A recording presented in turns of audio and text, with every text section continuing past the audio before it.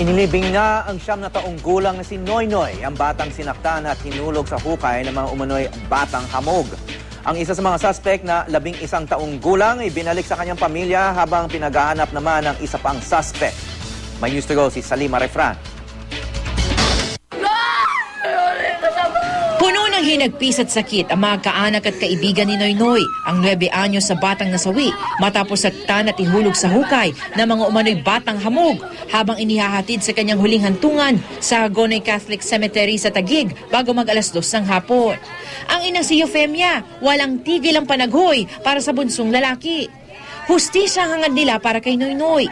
Ibinilik na kasi sa pamilya ang nahuling 11 anyos na sospek. Ang 17 anyos na sangkot din sa krimen, pinaghahanap pa.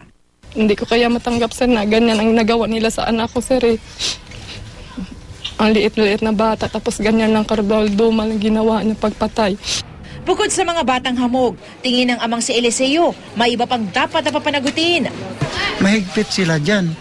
Pero bakit nakakapasok pa yung mga batang hamog doon? Bago naman ang libing, nagpaalam sa kanyang matalik na kaibigan si Boyet, di niya tunay na pangalan. Kasama si Boyet ni Noynoy na tinakot, sinaktan, ginapos at saka hinulog umano sa hukay. Maswerteng nakaligtas si Boyet. Promise ko po na mahuli namin yung nagana po sa kanya.